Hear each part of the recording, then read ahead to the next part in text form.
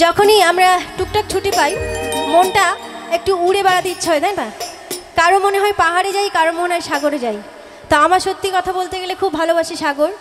তো চলো আজকে গানে গানে একটু সেই সাগরের আনন্দ অনুভব করি, ঠিক আছে? তো তাই কি বলছি, আমার মন বসে না শহরে, ইট পাথরের নগরে, তাই তো আইলাম সাগরে, তাই তো আইলাম সাগরে।